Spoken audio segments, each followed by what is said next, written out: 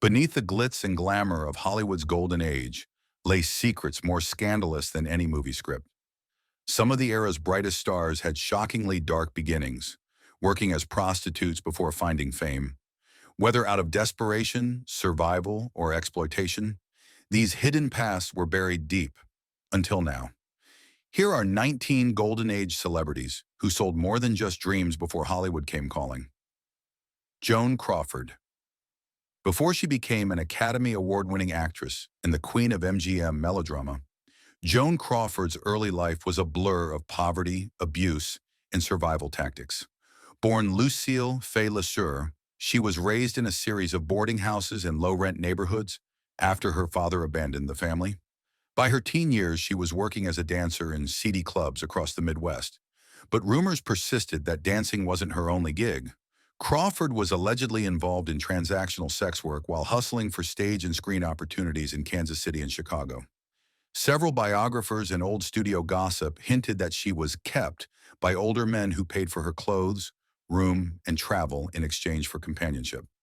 One notorious rumor claimed she briefly worked in a brothel disguised as a speakeasy before getting her first film test in Hollywood. Her sudden rise after arriving in Los Angeles, going from chorus girl to rising starlet in a matter of months, fueled whispers that she slept her way into the studio system. Crawford always denied these allegations, but her carefully constructed MGM image did little to hide her gritty survival instincts. Her relentless ambition, ruthlessness with rivals, and desire to control every aspect of her image suggested a woman who had clawed her way out of something unspeakable and never looked back. Barbara Payton. Barbara Payton's fall from grace was so dramatic it felt like a noir film in itself. But before the cameras even rolled, her life was already defined by risky choices. A blonde bombshell who briefly lit up Hollywood in the late 40s and early 50s, Payton started her adult life as a sex worker during her teenage years in Minnesota. At age 16, she was reportedly dating older, wealthy men, some of whom paid for her lavish gifts and small apartments. These arrangements, though discreet, amounted to transactional relationships that helped her escape an abusive home. When she arrived in Los Angeles, her stunning looks landed her contracts at Universal and Warner Brothers, but her personal life unraveled quickly.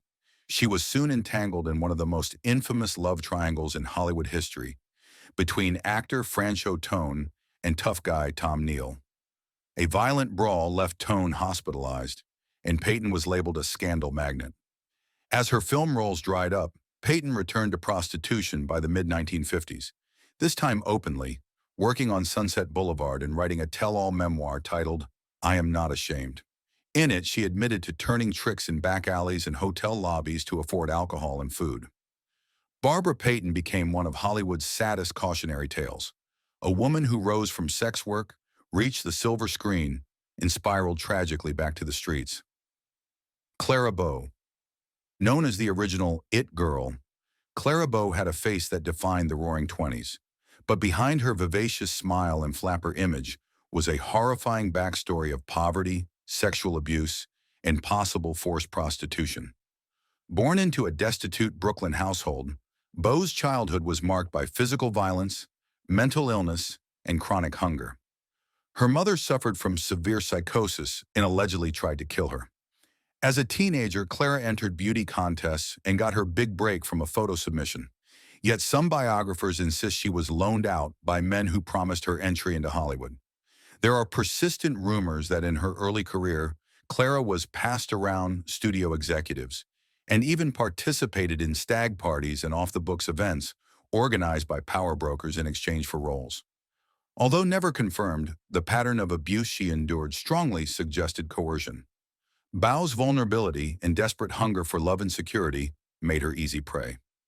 One of the more disturbing accounts involves her being forced to entertain powerful producers in private hotel suites, allegedly under the supervision of her studio handlers. Despite her success, Clara was labeled troubled and wild, and eventually faded from fame after suffering a nervous breakdown. The whispers about her past were buried by the studio system, but the scars remained obvious in her personal collapse. Mae West. Mae West was never one to deny her sexuality, But few knew just how close she was to the world of professional sex work before becoming an icon of sultry one-liners. Long before her Broadway debut or Hollywood stardom, West was embedded in the vaudeville circuit, performing burlesque and risque material that often bordered on the pornographic by early 1900 standards. As a teenager, she allegedly performed in illegal cabarets and private bachelor parties where clients could pay extra for special attention. Rumors circulated that Mae West operated under aliases at brothels in Brooklyn or had connections to madams who offered her protection and clients. But unlike many others, Mae never expressed shame. She used her sexual independence as a badge of honor, even writing and starring in plays that were banned for indecency. Her arrest in 1927 for her Broadway show, Sex, which she wrote and starred in, only added to her legend. While she never confirmed her involvement in prostitution, West once told an interviewer, "I've always given people what they wanted, for a price." In many ways, Mae West flipped the script. She took control of her body, image, and sexuality, turning what may have once been necessity into a brand of female power. Veronica Lake. Veronica Lake became a sultry screen legend during the 1940s, famous for her peekaboo hairstyle and icy femme fatale roles. But her life before stardom hinted at a much grittier origin story, one that included whispers of sex work. Born Constance Ockelman, she had a difficult childhood marked by financial instability and a domineering mother who pushed her into show business. While Lake herself always denied involvement in prostitution, numerous reports from Hollywood insiders and studio fixers claim she entertained powerful producers before landing film contracts. Gossip columnists of the time hinted that her sudden rise was helped by backroom favors, not acting chops. A confidential memo from a studio head reportedly labeled her as troubled but obliging, fueling speculation that her early career was built on something more than auditions. Her behavior on set, often erratic and confrontational, suggested a woman haunted by deeper trauma. Later in life, Lake struggled with alcoholism and poverty, at one point working as a hotel maid. These tragic downturns added fuel to the fire that her time in the spotlight had been bought with a price few dared to name aloud. Talula Bankhead. Talula Bankhead was a scandal wrapped in satin. Known for her deep voice, sharp wit, and wild behavior, she defied every expectation of a Southern belle. But before she became the toast of Broadway and later a Hollywood provocateur, there were rumors that Talula's early years included sex work, not out of desperation, but out of rebellion. Born into a prominent Alabama political family, Bankhead grew bored of her privileged but stifling upbringing. She moved to New York at 15, lured by the bohemian freedom of Greenwich Village and the glamour of the stage. She was often seen frequenting speakeasies, wearing no underwear, and seducing anyone she fancied, regardless of gender. However, there were darker whispers too. Some biographers allege she offered herself to wealthy patrons in exchange for roles or rent, especially during her struggling early years. One letter, reportedly found among her possessions after her death, referenced being bought and sold like theater tickets in a rush line. Bankhead later admitted to sleeping with both men and women for sport, and her shockingly candid interviews often left journalists stunned. "My father warned me about men and booze," she once quipped, but he never said anything about women and cocaine. Whether she was a sex worker by choice, coercion, or convenience, Talula Bankhead blurred every line and dared the world to judge her. Hedi Lamar. Hedi Lamar was called the most beautiful woman in the world, but before she captivated audiences in films like Samson and Delilah, she starred in something far more provocative, the Czech film Ecstasy, 1933, which featured nude scenes and implied sexual acts, unthinkable for its time. But what few knew was that Lamar, born Hedwig Kiesler in Austria, had once been married to a controlling arms dealer many years her senior. Isolated and desperate, Hedi fled the marriage disguised as a maid and fled to Paris. There, according to several unconfirmed accounts in later memoirs, she survived by becoming a paid companion for wealthy businessmen and exiled nobility. While it's unclear whether she worked in formal prostitution or as a high-priced escort, multiple sources suggest she offered companionship, often intimate, in exchange for money protection or passage to the U.S. Her knowledge of the European arms trade later helped her co-invent a frequency-hopping technology that would inspire modern Wi-Fi, making her not just a former sex worker, but a genius in disguise. Hollywood sanitized her story, but Hedi's real journey, from survival sex work to screen siren and secret scientist, was stranger and more heroic than fiction. Frances Farmer. Frances Farmer was known as Hollywood's rebel intellectual, but her descent into chaos and institutionalization has long overshadowed her mysterious beginnings. Born in Seattle to a conservative family, Farmer challenged everything from religion to gender roles. Her brashness made her stand out, and likely made her enemies. After arriving in Los Angeles, she found limited work and fell into a pattern of self-destruction. Rumors swirled that during these early years, Farmer engaged in transactional sex to afford rent and alcohol. Some claimed she worked under an alias at high-end Hollywood parties, where young actresses were expected to offer more than charm to studio heads and guests. During her institutionalization at a mental hospital, Farmer was reportedly subjected to abuse, forced labor, and possibly further sexual exploitation. Her time behind bars was so brutal that many believed the damage done there was irreversible. Though she later made a brief comeback, her reputation never recovered. Frances Farmer's alleged experiences with prostitution may have been part of the very system that destroyed her, another casualty of a town that chewed up women and sold them as stars. Evelyn Keys. Best remembered for her role as Sue Ellen O'Hara in Gone with the Wind, Evelyn Keys had a more shadowy life off-screen. Raised in poverty in Texas, Keys moved to Hollywood with dreams of stardom. But breaking in wasn't easy. According to her own memoir, she was a kept woman more than once, before ever stepping in front of a camera. She wrote candidly about her arrangements with older married men who financed her apartment and paid her bills. One such man allegedly introduced her to influential figures at Columbia Pictures, where she was eventually signed. These liaisons were not always consensual in the modern sense.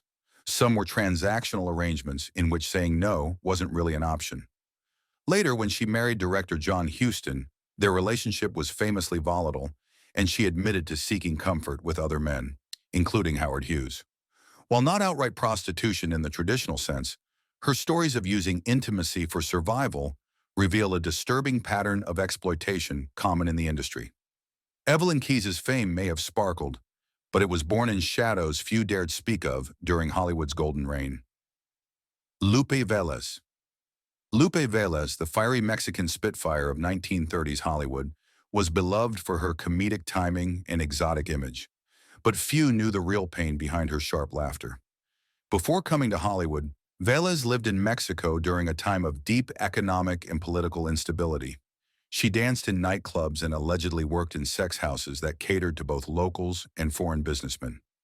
When she arrived in the U.S., Veles dazzled producers with her energy and beauty, but rumors circulated that she had slept with several powerful men to land her earliest contracts. Some gossip suggested that she was discovered at a private party thrown by an MGM executive, where she had been hired as entertainment. Lupe's relationships were often explosive, especially her affair with Johnny Weissmuller. When her Hollywood fortunes faded, she reportedly turned to escort work again to maintain her lifestyle. Her tragic death in 1944, found dead of an overdose in what many say was a botched suicide attempt, only intensified speculation about her hidden struggles. Behind the glamour was a woman clawing her way through a system that never gave her full respect, only spectacle. Rita Hayworth. Rita Hayworth's transformation from shy dancer Margarita Cancino to Hollywood's ultimate love goddess wasn't just the result of talent, it was the result of calculated reinvention. But before her studio makeover, her path through showbiz was lined with troubling rumors, including one that claimed she'd been loaned out by her own father. Her father, Eduardo Cancino, was a flamenco dancer who used Rita in his act from the time she was a child. They danced in bars, nightclubs, and private functions, often for wealthy men. Multiple sources have suggested that Hayworth's father pushed her into sexually compromising situations with older male patrons to secure bookings and income. While Rita never openly confirmed this, she hinted at abuse and exploitation in later interviews, saying, "All I wanted was to be loved, but I grew up being used." When she was finally discovered by Columbia Pictures, her name was changed, her hairline raised with painful electrolysis to look less ethnic, and her accent trained out of existence. The studio erased her origins, but not the trauma. Despite becoming the pin-up queen of World War II, Hayworth's eyes often betrayed sadness. "Men go to bed with Gilda," she once famously said, "but they wake up with me." A cryptic hint that no amount of fame could wash away the memories of what she'd endured to get there. Jean Harlo. Jean Harlo's nickname, the Platinum Blonde, symbolized Hollywood excess, sex appeal, and mystery. But Harlo's start in Tinseltown was mired in questionable decisions, and some say outright prostitution. Born Harley Carpenter in Kansas City, she married at age 16 and moved to Beverly Hills with her wealthy husband. But soon the marriage collapsed, and she began driving him to casting calls before eventually getting her own screen test. Before her breakout role in Hell's Angels, 1930, Harlo was frequently seen in elite Hollywood social circles. Several writers and historians have claimed that she was a paid escort for powerful studio men and businessmen, allegedly under the guidance of her ambitious mother and stepfather. Her status as a sex symbol became a studio tool. She was the girl everyone wanted, and insiders claim she was expected to oblige influential men in ways that went beyond mere charm. MGM denied everything, but rumors of her early sex work refused to die, especially after Harlo's tragic early death at 26, which only deepened the mystique around her. Was she a product of exploitation or a master of her own image? The truth may have been both. Betty Greybel. Betty Greybel's iconic legs insured for $1 million made her the all-American girl of World War II. But behind that wholesome image was a much murkier story, one that included whispered accounts of early sex work. Growing up in St. Louis, Greybel was pushed into performing by her mother, who took her to Hollywood before she was 15.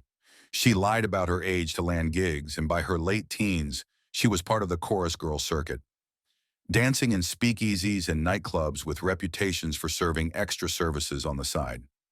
Though never officially documented, gossip columns at the time hinted that Greybel had been involved in private stag parties arranged by agents and talent scouts. These events allegedly included nude photo shoots and sexual favors in exchange for movie introductions. Once she caught the attention of Fox executives, her rise was rapid, and the past conveniently erased. But Betty never seemed fully comfortable with her sex symbol status, often saying she felt more like a thing than a person. Her bright smile, often printed on posters sent to soldiers overseas, may have masked a youth spent being commodified long before the cameras ever rolled. Ava Gardner. Ava Gardner was known for her smoldering beauty and tempestuous affairs with some of the biggest men in Hollywood. But before she became a starlet under MGM's protective wing, Ava's early days in North Carolina and New York included stories that hinted at desperation. Born into rural poverty, she moved to New York as a teenager to stay with her sister, who worked as a secretary. According to biographers, Ava briefly worked at a nightclub with a notorious reputation for offering side entertainment to rich clientele. Though details are vague, some allege that Ava may have participated in transactional relationships with club patrons before she was spotted by an MGM talent scout. Even after landing a contract, rumors swirled that Ava used her looks to gain favor with producers. Her rocky marriages, especially to Mickey Rooney and Frank Sinatra, only fueled speculation about her wild past. Ava herself once said, "I made it because I was lucky, but I also knew how to survive." That survival may have come at a cost Hollywood never dared to put on the record. Linda Darnell. Linda Darnell was only 15 when she was discovered by Hollywood. Marketed as a sensual adult while still a child, her early career was carefully orchestrated by both her mother and her studio handlers. But beneath that orchestration were disturbing allegations about what she may have been forced into during her earliest years in the business. Several studio insiders claimed Darnell was part of an elite starlet ring, a euphemism for young actresses being passed around between producers, agents, and executives. Though not a prostitute in the traditional sense, she allegedly attended private parties where her participation was expected to extend beyond socializing. These weren't optional engagements. Many such arrangements were disguised as auditions or screen tests, often conducted behind closed doors in hotel rooms. By the time she was 18, Darnell was a rising star at 20th Century Fox, but haunted by a sense of betrayal and powerlessness. Her adult life was filled with heartbreak, multiple failed relationships, alcoholism, and depression. She died tragically in a fire at age 41. Her beauty and fame long faded. The secrets of what she endured on her path to fame were never fully exposed, but the industry's silence spoke volumes. Susan Hayward. Susan Hayward, the red-headed beauty from Brooklyn, made her name playing tormented women in melodramas, but few knew how closely her roles mirrored her real life. Before she was Oscar-nominated, Hayward, born Edith Mariner, faced years of grueling rejection and humiliation in Hollywood. Behind the polished studio contracts and perfectly lit portraits was a young woman rumored to have survived her earliest years in Los Angeles by engaging in sex work. Arriving in Hollywood during the late Depression era, Hayward auditioned for countless roles and struggled to keep a roof over her head. Rumors began swirling that she was among the aspiring starlets who attended private parties organized by producers, where the expected favors weren't just flirtatious conversation. These exclusive events were often informal brothels, where girls were chosen by wealthy backers and executives for companionship, sometimes for months at a time. Some studio gossip suggested Susan had a brief patron relationship with an older agent who provided her with housing and clothing. Though she never confirmed or denied these claims, her rapid shift from chorus line obscurity to lead roles left many whispering. Hayward's resentment toward the industry's double standards was well known. She spoke often about the pressure actresses faced to conform, to submit, and to sacrifice. Her later performances, intense, defiant, and emotionally raw, felt less like acting and more like a reckoning with a painful past she was never allowed to speak about. Lily Street Cyrillic. Lily Street Cyr wasn't just a burlesque queen. She was Hollywood's forbidden obsession. Though not a traditional film star, her influence was undeniable, with many A-list actresses mimicking her glamorous striptease persona. What set Lily apart, however, was her open history with prostitution. Unlike others on this list, she embraced her reputation. Born Willis Marie Van Schaak, she began as a showgirl in Los Angeles and soon became one of the most in-demand exotic dancers in America. But behind the glittery stage act was a real history of transactional sex. Early in her career, she supplemented her income by offering private performances, sometimes progressing to outright sex work for elite clients in Hollywood and Las Vegas. Court records, tabloid reports, and even Lily's own statements confirmed that she was arrested multiple times for lewd behavior and immoral earnings. What's more, several of her lovers were studio executives, married actors, and nightclub owners who bankrolled her lavish lifestyle. She wasn't just a dancer, she was a luxury commodity. Saint-Cyr's boldness made her a target for moral crusaders and a symbol of sexual independence in an era obsessed with repression. While she never achieved mainstream film fame, her shadow hovered over Hollywood. Marilyn Monroe and Betty Page were both influenced by her act, and many believe Lily could have been a star if she had played by the rules and pretended to be pure. She refused. "I took off my clothes," she once said, "because they paid me to, and I never pretended it was anything else." Thelma Todd. Thelma Todd, known as the Ice Cream Blonde, had one of the most suspicious deaths in Hollywood history. Found dead in her car in 1935 at just 29, Todd had been one of the most sought-after comedic actresses of the early sound era. But before fame, and even during her career, her life was tangled with organized crime, nightclub ownership, and possible prostitution. Todd was first discovered in beauty pageants while attending college, and she quickly transitioned to the screen. But her early career didn't pay enough, and she became involved with shady Hollywood entrepreneurs.